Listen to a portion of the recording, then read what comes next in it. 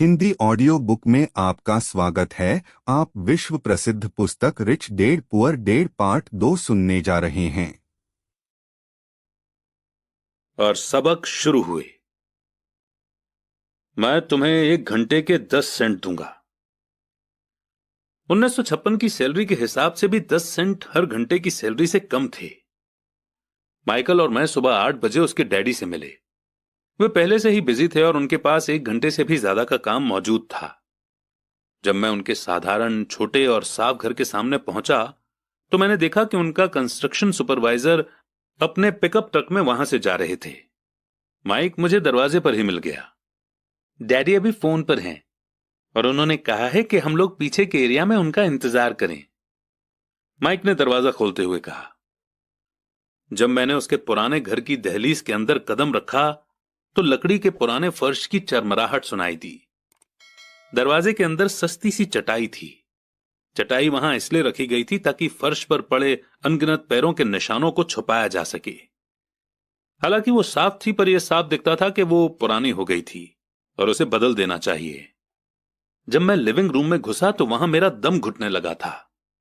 वहां पुराने फर्नीचर की बू आ रही थी और इसमें कोई शक नहीं है कि उस फर्नीचर को म्यूजियम में होना चाहिए था।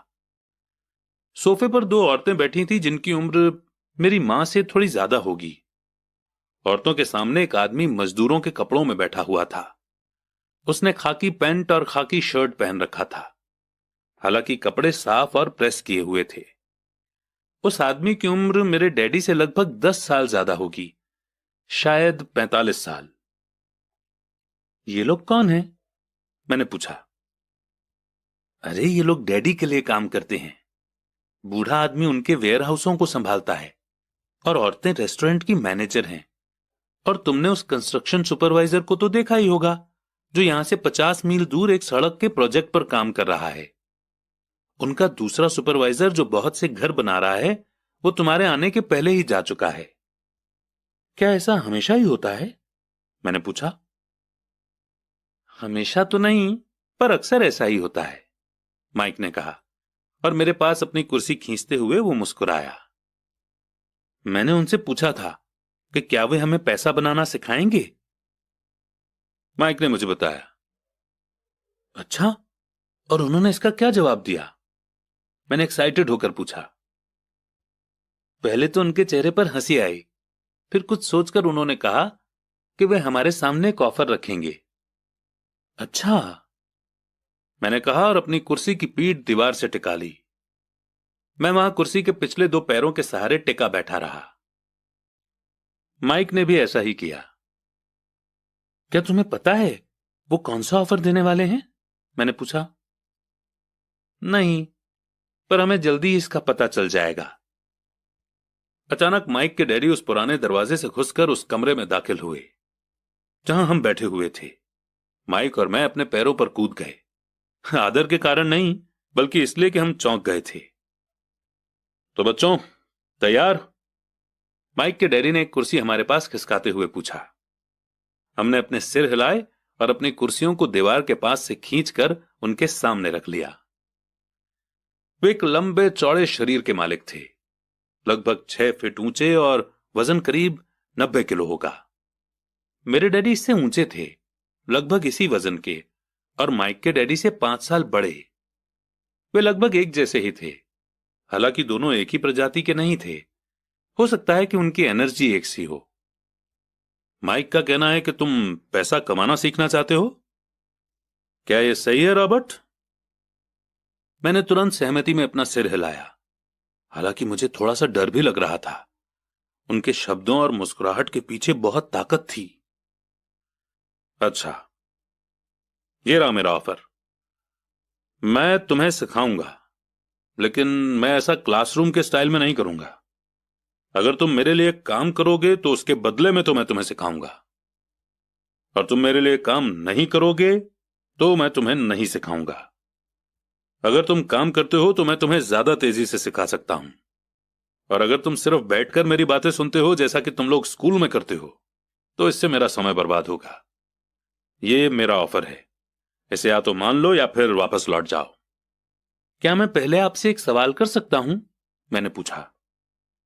नहीं, इसे या तो मान लो या फिर वापस लौट जाओ। मेरे पास बर्बाद करने के लिए फालतू समय नहीं है। अभी ढेर सारा काम पड़ा हुआ है। अगर तुम में तुरंत फैसला करने की क्षमता नहीं है तो तुम कभी पैसे कमाना नहीं सीख पाओगे। मौके आते हैं और चले जाते हैं, इसीलिए तुरंत फैसला लेने की एबिलिटी एक इंपॉर्टेंट स्किल है। तुमने जैसा चाहा था वैसा एक मौका तुम्हारे सामने मौजूद है। अगले 10 सेकंड में या तो पढ़ाई शुरू हो जाएगी या फिर यह हमेशा के लिए खत्म हो जाएगी। माइक के डैडी ने चिढ़ाने वाली मुस्कुराहट के साथ कहा। मंजूर, मैंने कहा।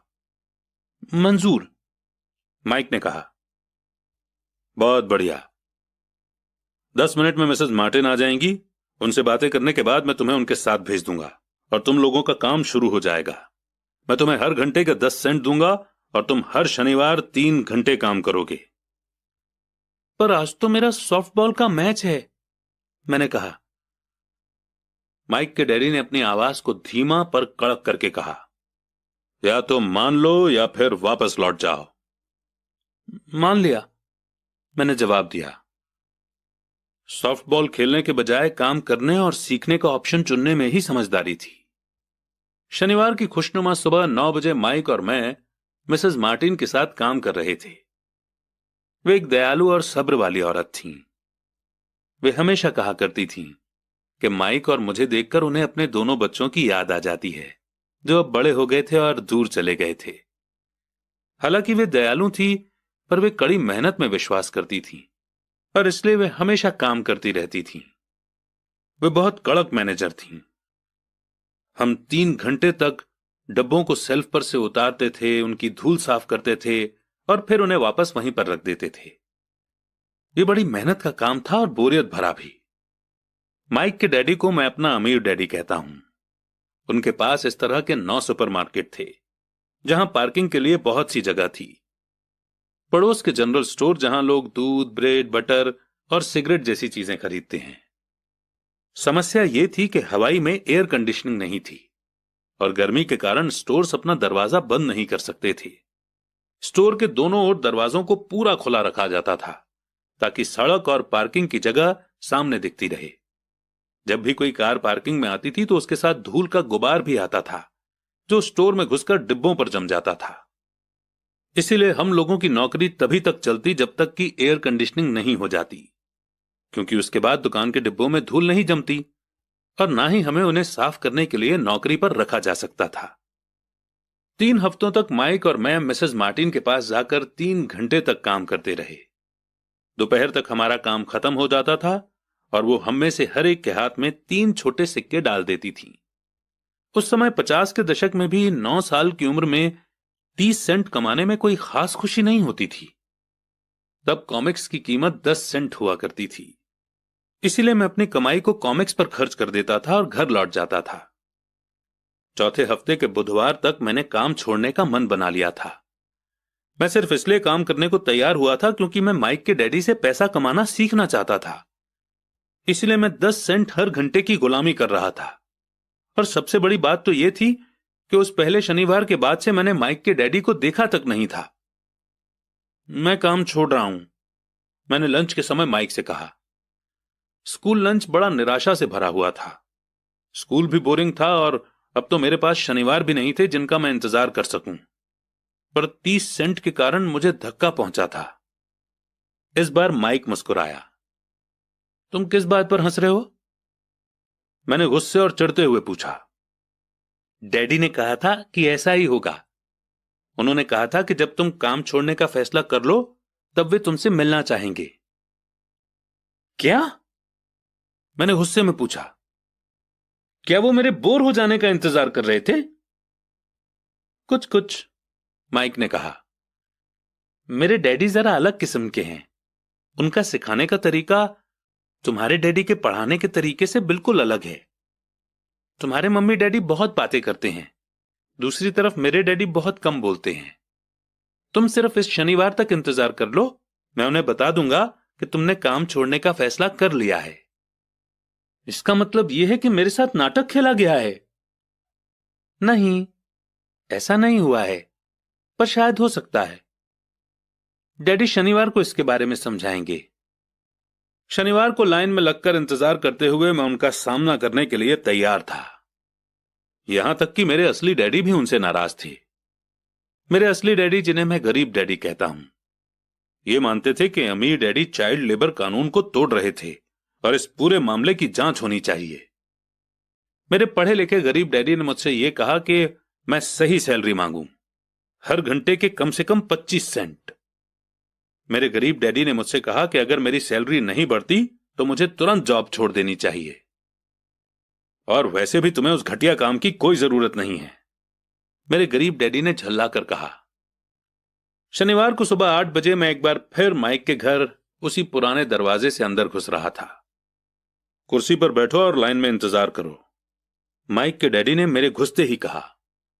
फिर वे अंदर जाकर अपने छोटे से ऑफिस में बैठ गए जो बेडरूम के पास था।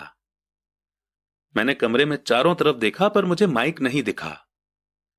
अजीब सा महसूस करते हुए मैं उन्हीं दोनों औरतों के बगल में बैठ गया जो मुझे 4 हफ्ते पहले वहीं पर मिली थीं।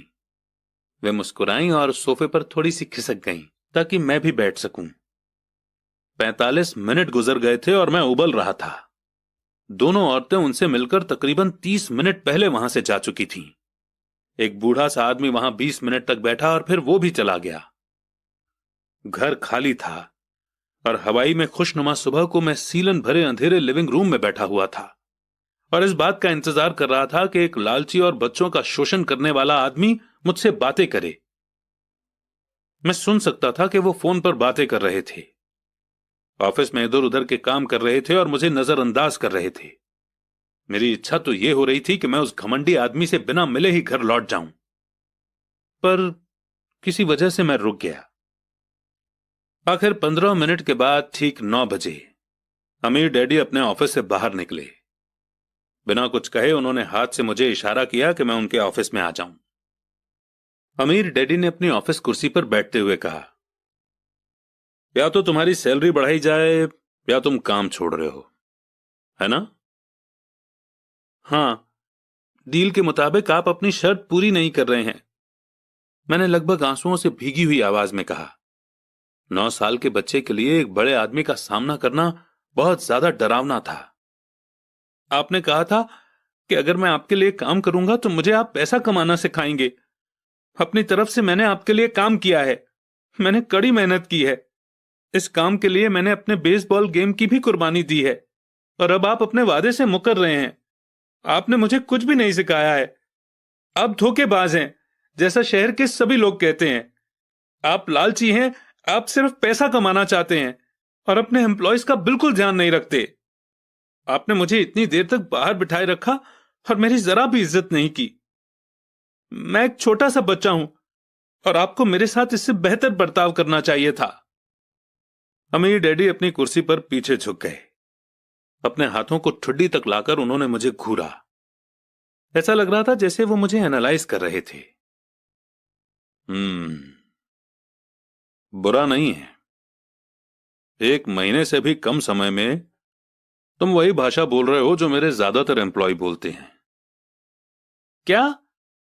मैंने पूछा। मैं समझ नहीं पा रहा था कि वे क्या कह रहे थे और इसलिए मैंने अपना दुखड़ा रोना चालू रखा। मुझे लगता था कि आप अपने वादे पर कायम रहेंगे और मुझे कुछ सिखाएंगे। इसके बजाय आप तो मुझ पर अत्याचार करना चाहते हैं। यह तो जुल्म है, सरासर जुल्म। मैं तुम्हें सिखा तो रहा हूं, अमीर डैडी ने धीमी आवाज में कहा। आपने मुझे क्या सिखाया है? कुछ भी नहीं। एक बार मैं चंद सिक्कों में काम करने के लिए तैयार हो गया, उसके बाद तो आपने मुझसे बात तक नहीं की। 10 सेंट हर घंटे के लिए। मैं आपकी शिकायत गवर्नमेंट से करूंगा। हमारे देश में भी चाइल्ड लेबर कानून है। आप तो जानते ही हैं कि मेरे डैडी गवर्नमेंट के लिए काम करते हैं। शाबाश, अब तुम उन ज्यादातर लोगों की भाषा बोल रहे हो जो कभी मेरे लिए काम करते थे। वे लोग या तो जिन्हें मैंने नौकरी से निकाल दिया है या जिन्होंने खुद मेरी नौकरी छोड़ दी है। तो इस बारे में आपको क्या कहना है? और मुझे यह लग रहा था कि कम उम्र के बावजूद मैं बहादुरी से बातें कर रहा था। आपने मुझसे झूठ बोला। मैंने आपके लिए काम किया और आपने अपना वादा पूरा नहीं किया। आपने मुझे कुछ भी नहीं सिखाया। कौन कहता है कि मैंने तुम्हें कुछ नहीं सिखाया है? मेरे अमीर डैडी ने शांति से कहा, मैंने 3 हफ्ते तक काम किया और इस बीच आपने सिखाना तो दूर रहा, मुझसे कभी बात तक नहीं की। क्या सिखाने का मतलब सिर्फ भाषण या बातचीत ही होता है? और क्या, इस तरह से वो तुम्हें स्कूल में सिखाते हैं, पर जिंदगी तुम्हें इस तरह नहीं सिखाती। और मेरा मानना यह है कि जिंदगी सबसे बढ़िया टीचर होती है। ज्यादातर वक्त जिंदगी आपसे बातें नहीं करती, ये एक तरह से आपको धक्का देती है। हर धक्के के जरिए जिंदगी आपसे कहती है, जाग जाओ, मैं तुम्हें कुछ सिखाना चाहती हूं। यह आदमी कैसी बेसिर पैर की बातें कर रहा है, मैंने अपने आप से पूछा। जिंदगी अगर मुझे धक्का देती है तो इसका मतलब कि जिंदगी मुझसे बातें करती है। अब मैं जान चुका था कि मुझे यह काम तुरंत छोड़ देना चाहिए। मैं किसी ऐसे आदमी से बातें कर रहा था जो पागल था और जिसे ताले में बंद रखे जाने की जरूरत थी। अगर तुम जिंदगी के सबक सीखते हो तो इससे तुम्हें बहुत फायदा होगा। अगर तुम ऐसा नहीं करते हो तो जिंदगी तुम्हें लगातार धक्के देती रहेगी। लोग 2 चीजें करते हैं, कुछ लोग जिंदगी के धक्कों को सहन करते चले जाते हैं, बाकी लोग गुस्सा हो जाते हैं। वो बाकी लोगों से गुस्सा होने लगते हैं, जैसे कि अपने बॉस से, अपने काम से, अपनी पत्नी या पति से। वो ये नहीं जानते कि जिंदगी उन्हें धक्का दे रही है। मैं नहीं जानता था कि वो किस बारे में बात कर रहे थे। जिंदगी हम सबको धक्के मारती है। कुछ लोग हार मान लेते हैं, बाकी के लोग लड़ते हैं। कुछ लोग सबक सीख लेते हैं और आगे बढ़ जाते हैं। वे जिंदगी के धक्कों का स्वागत करते हैं। इन गिने चुने लोगों के लिए इसका मतलब यह होता है कि उन्हें कुछ नया सीखना चाहिए। वे सीखते हैं और आगे बढ़ जाते हैं। ज्यादातर लोग छोड़ देते हैं और कुछ लोग तुम्हारी तरह लड़ते भी हैं। अमीर डैडी खड़े हो गए और उन्होंने टूटी फूटी खिड़की को बंद कर दिया। अगर तुम ये सबक सीख लेते हो तो तुम एक समझदार, अमीर और सुखी नौजवान बन सकते हो। अगर तुम ये नहीं सीखते हो तो तुम जिंदगी भर अपनी समस्याओं के लिए अपनी नौकरी, कम सैलरी या अपने बॉस को कोसते रहोगे। तुम हमेशा ऐसे बड़े मौकों की उम्मीद करते रहोगे जो आए और तुम्हारी फाइनेंशियल प्रॉब्लम को सुलझा दें। अमीर डैडी ने मेरी तरफ देखा कि क्या मैं अब भी उनकी बात सुन रहा हूं। उनकी आंखें मेरी आंखों से मिली। हम एक दूसरे की तरफ देखते रहे और हमारी आंखों के बीच बातचीत की धाराएं बहने लगीं। आखिर जब मैं उनकी बात का मतलब समझ गया तो मैंने अपनी नजरें झुका ली। मैं जान गया था कि वे सही थे। मैं उन्हें दोषी ठहरा रहा था, जबकि सीखने की जिद मेरी ही थी। मैं फालतू में ही लड़ रहा था। अमीर डैडी ने आगे कहा, अगर आप इस तरह के आदमी हैं जिसमें हिम्मत नहीं है तो आप जिंदगी की हर प्रॉब्लम के सामने हार मान जाओगे।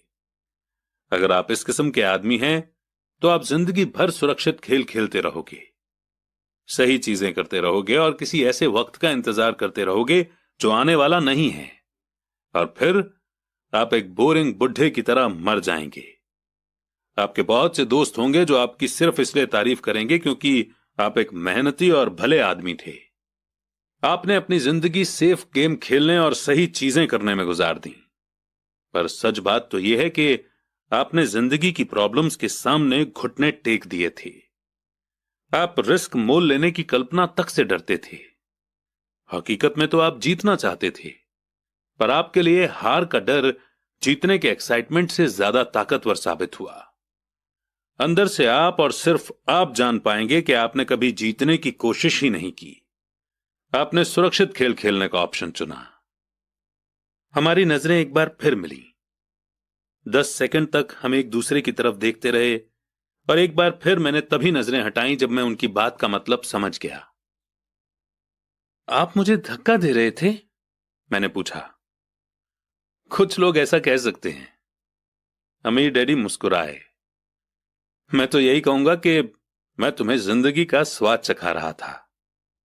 कैसा स्वाद? मैंने पूछा। मैं अब भी गुस्सा था, पर अब मेरी जानने की इच्छा भी जाग गई थी और अब मैं सीखने के लिए भी तैयार था। तुम दोनों ऐसे पहले लोग हो जिन्होंने मुझसे पैसे बनाने की कला सीखने की रिक्वेस्ट की है। मेरे पास 150 से भी ज्यादा एम्प्लॉइज हैं, पर उनमें से एक ने भी मुझसे पैसा कमाने की कला के बारे में कभी नहीं पूछा। वे मुझसे नौकरी मांगते हैं, सैलरी मांगते हैं, पर पैसा बनाने की कला नहीं सीखना चाहते। तो ज्यादातर लोग इसी तरह अपनी जिंदगी के सबसे बेहतरीन साल पैसे के लिए काम करने में बर्बाद कर देंगे और आखिर तक ये कभी समझ ही नहीं पाएंगे कि दरअसल वे किसके लिए काम कर रहे हैं। मैं पूरा ध्यान लगाकर उनकी बात सुनता रहा। तो जब माइक ने मुझसे कहा कि तुम पैसा कमाने की कला सीखना चाहते हो, तो मैंने एक ऐसा कोर्स तैयार किया जो असली जिंदगी के करीब था। मैं बोलते बोलते थक जाता, पर तुम कभी मेरी बात का मतलब नहीं समझ पाते। इसीलिए मैंने फैसला किया कि तुम्हें जिंदगी के थपेड़ों का स्वाद चखा दिया जाए, ताकि तुम मेरी बात सुन भी सको और समझ भी सको। इसी कारण मैंने तुम्हें 1 घंटे के 10 सेंट दिए थे। तो 10 सेंट हर घंटे काम करने के बाद मैंने क्या सबक सीखा? यही कि आप घटिया हैं और अपने एम्प्लॉयज का शोषण करते हैं। अमीर डैडी अपनी कुर्सी पर पीछे की तरफ झुकते हुए जोर से हंसने लगे। जब उनकी हंसी बंद हुई तो उन्होंने कहा, अच्छा होगा अगर तुम अपने सोचने का नजरिया बदल लो। मुझे समस्या मत मानो, मुझे दोष देना छोड़ दो। अगर तुम सोचते हो कि तुम्हारी समस्या मैं हूं, तो तुम्हें मुझे बदलना होगा। इसके बजाय अगर तुम्हें यह लगता है कि तुम्हारी समस्या तुम खुद हो, तो तुम खुद को बदल सकते हो, सीख सकते हो और ज्यादा समझदार बन सकते हो। ज्यादातर लोग चाहते हैं कि दुनिया का हर आदमी बदल जाए, बस हम खुद ही ना बदलें। मैं तुम्हें यह बता दूं कि किसी दूसरे को बदलने से ज्यादा आसान यह है कि हम खुद को बदल लें। मैं आपकी बात ठीक से समझ नहीं पाया। अपनी प्रॉब्लम के लिए मुझे दोष देना छोड़ दो, अमीर डैडी ने बेचैन होकर मुझसे कहा। पर आपने मुझे सिर्फ 10 सेंट की ही सैलरी दी, तो तुमने क्या सीखा? अमीर डैडी ने मुस्कुराकर पूछा।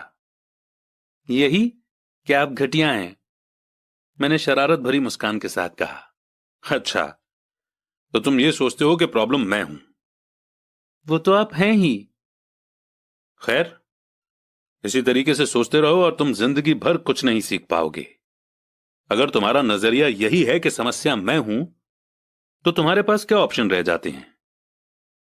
अगर आप मेरी सैलरी नहीं बढ़ाते या मुझे ज्यादा इज्जत नहीं देते, तो मैं काम छोड़कर चला जाऊंगा। ठीक कहा, और ज्यादातर लोग यही करते हैं। वे काम छोड़कर चले जाते हैं और दूसरी जॉब की तलाश करते हैं, जहां उन्हें बेहतर मौके या ज्यादा अच्छी सैलरी मिले। उन्हें यह गलतफहमी होती है कि नई नौकरी या ज्यादा सैलरी से उनकी प्रॉब्लम सुलझ सकती है, और ज्यादातर मामलों में ऐसा नहीं होता। तो समस्या किस तरह से सुलझ सकती है? 10 सेंट हर घंटे के हिसाब से सैलरी लेकर मुस्कुराते हुए? अमीर डैडी मुस्कुराए। यही बाकी के लोग करते हैं। वे ये जानते हुए भी कम सैलरी में काम करते हैं, क्योंकि नौकरी छूट जाने पर उनका और उनके परिवार का पेट कैसे भरेगा। इसलिए मन मसोस कर वे नौकरी करते हैं और ये सोचकर सैलरी बढ़ने का इंतजार करते हैं कि ज्यादा पैसा आने से समस्या सुलझ जाएगी। ज्यादातर लोग ऐसा ही सोचते हैं और कड़ी मेहनत करते हुए दूसरी नौकरी भी कर लेते हैं, पर उसमें भी उन्हें सैलरी कम ही मिलती है। मैं फर्श को घूरता रहा। अब मैं अमीर डैडी के सबक को समझने लगा था। मुझे यह एहसास हो गया था कि यही जिंदगी का स्वाद है। आखिरकार मैंने ऊपर की ओर देखा और अपना सवाल दोहराया, तो फिर यह समस्या किस तरह सुलझेगी? इस सवाल के जवाब में अमीर डैडी ने मुझे वो बेशकीमती नजरिया दिया जो उन्हें अपने एम्प्लॉयज और मेरे गरीब डैडी से अलग करता था, और जिसकी बदौलत वे हवाई के सबसे अमीर आदमी बनने वाले थे, जबकि मेरे पढ़े लिखे गरीब डैडी जिंदगी भर पैसों की तंगी से जूझने वाले थे। ये एक अद्भुत नजरिया था जिसने मेरी जिंदगी का नक्शा ही बदल दिया। अमीर डैडी ने मुझे बार बार यह नजरिया याद दिलाया, जिसे मैं पहला सबक कहूंगा। गरीब और मिडिल क्लास लोग पैसे के लिए काम करते हैं, अमीरों के लिए पैसा काम करता है। मेरे गरीब डैडी ने जो एजुकेशन मुझे दी थी, शनिवार की उस खुशनुमा सुबह में मैं उससे बिल्कुल अलग नजरिया सीख रहा था। 9 साल की उम्र में मैं ये समझ गया था कि दोनों ही डैडी चाहते थे कि मैं सीखूं। दोनों ही डैडी मुझे पढ़ने के लिए मोटिवेट करते थे, फर्क सिर्फ इतना था कि दोनों के सुझाए सब्जेक्ट अलग अलग थे। मेरे पढ़े लिखे डैडी चाहते थे कि मैं वही करूं जो उन्होंने किया। बेटे, मैं चाहता हूं कि तुम मेहनत से पढ़ो, अच्छे नंबर लाओ ताकि तुम्हें किसी बड़ी कंपनी में स्टेबल जॉब मिल सके। और ये अच्छी तरह देख लो कि इसमें बहुत सारे दूसरे फायदे हों। मेरे अमीर डैडी चाहते थे कि सबक मुझे जीवन भर उनके मार्गदर्शन में सीखना था, न कि किसी क्लासरूम में। मेरे अमीर डैडी ने पहला सबक जारी रखा। मैं खुश हूं कि तुम 10 सेंट हर घंटे के हिसाब से काम करने पर गुस्सा हो गए। अगर तुम गुस्सा नहीं हुए होते और तुम ऐसा खुशी खुशी करते रहते तो मैं तुमसे साफ कह देता कि मैं तुम्हें नहीं सिखा सकता। ये जान लो कि सच्ची एजुकेशन में एनर्जी, स्ट्रांग इमोशन और जबरदस्त इच्छा की जरूरत होती है। गुस्सा उस फॉर्मूले का एक बहुत बड़ा हिस्सा है, क्योंकि स्ट्रांग इमोशन में गुस्सा और प्रेम मिला हुआ होता है। जब पैसे की बात आती है तो ज्यादातर लोग सुरक्षित रास्ता खोजते हैं, इसीलिए स्ट्रांग इमोशन उन्हें रास्ता नहीं दिखा पाते। उन्हें रास्ता दिखाता है उनका डर। तो क्या इसलिए वे कम सैलरी पर काम करने के लिए राजी हो जाते हैं? हां, कुछ लोग कहते हैं कि मैं लोगों का शोषण करता हूं, क्योंकि मैं उन्हें उतनी सैलरी नहीं देता जितनी उन्हें प्लांटेशन या गवर्नमेंट की तरफ से मिलती है। मैं यही कहना चाहता हूं कि लोग खुद अपना शोषण करते हैं। डरते वे हैं, मैं नहीं। पर क्या आपको नहीं लगता कि आपको उन्हें ज्यादा सैलरी देनी चाहिए? मुझे ज्यादा देने की जरूरत ही नहीं है, और इसके अलावा ज्यादा पैसा मिलने से उनकी समस्या नहीं सुलझेगी। अपने डैडी को ही देख लो, वे बहुत सा पैसा कमाते हैं और फिर भी वे अपने बिल नहीं चुका पाते। दुनिया में ऐसे बहुत से लोग हैं जिन्हें अगर ज्यादा पैसा मिल जाए तो वे ज्यादा कर्ज में डूब जाएंगे। तो इसी कारण आपने मुझे 10 सेंट हर घंटे की सैलरी दी, मैंने मुस्कुराते हुए कहा। यह सबक का हिस्सा था। बिल्कुल सही। देखो, तुम्हारे डैडी स्कूल गए और उन्होंने बहुत बढ़िया एजुकेशन इसलिए हासिल की ताकि उन्हें अच्छी सैलरी वाला जॉब मिल सके, जो उन्हें मिल गई। पर आज भी उनके पास पैसे की तंगी है। ऐसा इसलिए है क्योंकि उन्होंने स्कूल में पैसे के बारे में कुछ भी नहीं सीखा। और सबसे बड़ी बात यह है कि वे पैसे के लिए काम करने में भरोसा करते हैं। और आप नहीं करते? नहीं, सच पूछा जाए तो बिल्कुल नहीं। अगर तुम पैसे के लिए काम करना सीखना चाहते हो तो स्कूल में ही रहो। यह सीखने के लिए उससे बढ़िया जगह कोई नहीं है। पर अगर तुम यह सीखना चाहते हो कि पैसा तुम्हारे लिए किस तरह काम करे, तो यह मैं तुम्हें सिखा सकता हूं, पर तभी जब तुम सीखना चाहो। क्या हर कोई यह नहीं सीखना चाहता? मैंने पूछा। नहीं, सिर्फ इसलिए क्योंकि पैसे के लिए काम करना ज्यादा आसान है, खासकर तब जब पैसे के बारे में आपकी बेसिक भावना डर हो। मैं समझ नहीं पाया, मैंने त्योरियां चढ़ाकर कहा। उसकी चिंता फिलहाल मत करो। अभी इतना ही समझ लो कि डर के कारण ही ज्यादातर लोग अपनी जॉब कर रहे हैं। अपने बिल ना चुका पाने का डर, जॉब से निकाल दिए जाने का डर, खुद के पास काफी पैसा न होने का डर, एक बार फिर से शुरू करने का डर। यह किसी बिजनेस को सीखने और पैसे के लिए काम करने की कीमत है। ज्यादातर लोग पैसे के गुलाम बन जाते हैं और फिर वे अपने बॉस पर अपनी भड़ास निकालते हैं। तो आपकी नजर में पैसे से अपने लिए काम करवाना एक बिल्कुल अलग मुद्दा है? बिल्कुल, अमीर डैडी ने जवाब दिया, बिल्कुल। शनिवार की उस खुशनुमा सुबह हवाई में हम लोग चुपचाप बैठे रहे। मेरे दोस्त उस समय लिटिल लीग बेसबॉल गेम शुरू कर ही रहे होंगे, पर किसी वजह से मैं खुश था कि मैंने 10 सेंट हर घंटे के हिसाब से काम करने का फैसला किया था। मुझे लगा था कि मैं कुछ ऐसा सीखने जा रहा था जो मेरे दोस्त स्कूल में कभी नहीं सीख पाएंगे। सीखने के लिए तैयार? अमीर डैडी ने पूछा। बिल्कुल, मैंने दांत निकालकर कहा। मैंने अपना वादा निभाया है। मैंने तुम्हें दूर बैठे बैठे भी सिखाया है। 9 साल की उम्र में तुम्हें इस बात का पता चल चुका है कि पैसे के लिए काम करना कैसा होता है। अपने पिछले महीने को 50 सालों से मल्टीप्लाई कर लो और तुम्हें इस बात का अंदाजा हो जाएगा कि ज्यादातर लोगों की जिंदगी किस तरह गुजरती है। मैं समझ नहीं पाया। जब तुम मुझसे मिलने के लिए लाइन में इंतजार कर रहे थे तो तुम्हें कैसा लग रहा था? एक बार नौकरी के लिए और दूसरी बार सैलरी बढ़वाने के लिए। भयानक, मैंने कहा। और तुम्हें तब कैसा लगा था जब मिसेस मार्टिन ने तुम्हारे हाथ में 3 घंटे के काम के लिए 3 सिक्के थमाए थे? मुझे लगा था ये काफी नहीं है। मुझे लग रहा था कि ये कुछ भी नहीं है। मैं निराश हुआ था। और यही ज्यादातर एम्प्लॉयज को लगता है जब वे अपनी सैलरी के चेक को देखते हैं, खासकर तब जब उससे टैक्स और बाकी कटौतियां कर ली जाती हैं। कम से कम तुम्हें तो पूरी सैलरी मिलती थी, उन्हें तो पूरी सैलरी भी नहीं मिलती। आपका मतलब है कि ज्यादातर एम्प्लॉयज को पूरी सैलरी नहीं मिलती है? मैं हैरान था। नहीं, गवर्नमेंट हमेशा अपना हिस्सा पहले ही ले लेती है। गवर्नमेंट ऐसा कैसे करती है? मैंने पूछा। टैक्स।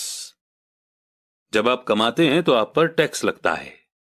जब आप खर्च करते हैं तो आप पर टैक्स लगता है। जब आप बचाते हैं तो आप पर टैक्स लगता है। और जब आप मर जाते हैं तो भी आप पर टैक्स लगता है। लोग गवर्नमेंट को ऐसा क्यों करने देते हैं? अमीर लोग ऐसा नहीं करने देते, अमीर डैडी ने मुस्कुराकर कहा। पर गरीब और मिडिल क्लास लोग ऐसा करने देते हैं। मैं दावा करता हूं कि मैं तुम्हारे डैडी से ज्यादा कमाता हूं, पर वे ज्यादा टैक्स चुकाते हैं। यह कैसे संभव है? मैंने पूछा।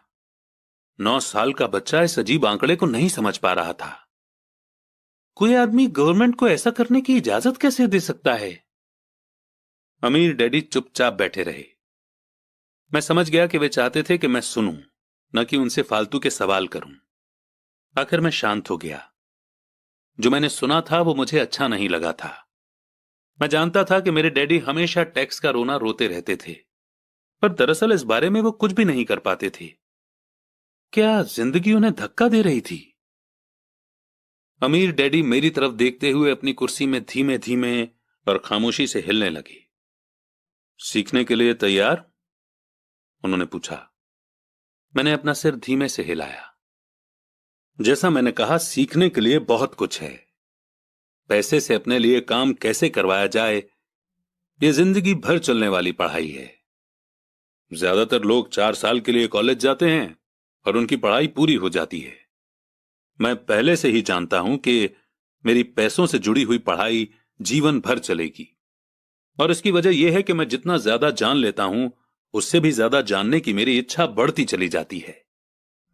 ज्यादातर लोग इस सब्जेक्ट को कभी नहीं पढ़ते। वे नौकरी पर जाते हैं, अपनी सैलरी लेते हैं, अपनी चेकबुक को बैलेंस करते हैं और बात खत्म हो जाती है। इसके बाद भी उन्हें अचरज होता है कि उनके जीवन में पैसे की समस्याएं क्यों हैं। फिर वे सोचते हैं कि ज्यादा पैसों से उनकी समस्या हल हो जाएगी। बहुत कम लोगों को यह एहसास होता है कि असली समस्या पैसों से जुड़ी एजुकेशन या नॉलेज की है। तो मेरे डैडी को टैक्स की समस्या इसलिए है क्योंकि उनमें पैसों की समझ नहीं है? मैंने बेचैन होकर पूछा। देखो, पैसे से अपने लिए काम कैसे करवाया जाए, टैक्स तो उस एजुकेशन का सिर्फ एक हिस्सा है। आज तो मैं सिर्फ यह देखना चाहता था कि तुम में अब भी पैसे के बारे में सीखने की गहरी इच्छा बची है या नहीं। ज्यादातर लोगों में सीखने की गहरी इच्छा नहीं होती। वे स्कूल जाना चाहते हैं, कोई बिजनेस सीखना चाहते हैं, अपनी नौकरी में मजे करना चाहते हैं और ढेर सारा पैसा कमाना चाहते हैं। एक दिन वे तब जागते हैं जब उनके सामने पैसे की समस्या आ जाती है, और तब वे काम करना बंद नहीं कर सकते। पैसे के लिए काम करने की यही कीमत होती है, और उन्हें यह कीमत चुकानी ही पड़ती है। अगर वे पैसे से अपने लिए काम करवाना सीख लेते तो उनके सामने यह समस्या कभी नहीं आती। तो तुम में अब भी सीखने की, जानने की इच्छा है? अमीर डैडी ने पूछा। मैंने हामी में सिर हिलाया। अच्छा, अब काम पर वापस जाओ और इस बार मैं तुम्हें बिल्कुल सैलरी नहीं दूंगा। क्या? मैंने हैरान होकर पूछा।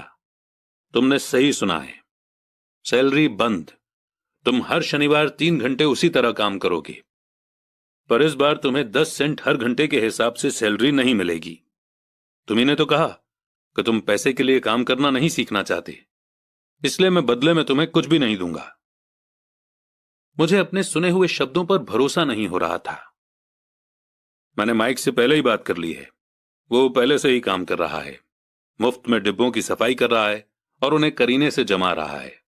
अब तुम भी जल्दी से जाकर काम में जुट जाओ। ये ठीक नहीं है, मैं चिल्लाया। आपको कुछ न कुछ सैलरी तो देनी चाहिए। तुमने कहा था कि तुम सीखना चाहते हो। अगर तुम इस बात को अभी नहीं सीख पाओगे तो तुम भी उन्हीं दो औरतों और बूढ़े आदमी की तरह बन जाओगे जो मेरे लिविंग रूम में बैठे थे। ये लोग पैसे के लिए काम करते हैं और डरते हैं कि मैं उन्हें नौकरी से न निकाल दूं। या तुम अपने डैडी की तरह बन जाओगे जो पैसा तो बहुत कमाते हैं पर गले तक कर्ज में डूबे रहते हैं। शायद उन्हें यह उम्मीद रहती है कि ज्यादा पैसे से उनकी समस्या सुलझ जाएगी। अगर तुम यही चाहते हो तो मैं एक बार फिर 10 सेंट के अपने पुराने वादे पर लौटने के लिए तैयार हूं। या तुम वो कर सकते हो जो ज्यादातर लोग करते हैं, इस बारे में शिकायत करो कि सैलरी बहुत कम है और तुम ये नौकरी छोड़कर दूसरी नौकरी की तलाश शुरू कर दो। मेरी समझ में नहीं आ रहा है कि मैं क्या करूं, मैंने पूछा। अमीर डैडी ने अपने सिर पर उंगली रखी। इसका इस्तेमाल करो। अगर तुम इसका सही इस्तेमाल करोगे तो तुम मुझे जल्द ही इस बात के लिए धन्यवाद दोगे कि मैंने तुम्हें मौका दिया और एक दिन तुम बहुत अमीर आदमी बन जाओगे। मैं वहां यह सोचते हुए खड़ा था कि मुझे कितना घटिया ऑप्शन दिया जा रहा है। मैं यहां अपनी सैलरी बढ़वाने आया था और अब मुझे मुफ्त में काम करने के लिए कहा जा रहा है। अमीर डैडी ने एक बार फिर अपनी उंगली को सिर पर रखा और कहा कि इसका इस्तेमाल करो। पाठ 2 यहाँ समाप्त होता है। अगले भागों के लिए बने रहें। प्लीज चैनल को सब्सक्राइब करें, लाइक करें, कमेंट करें और अपने दोस्तों के साथ शेयर करें।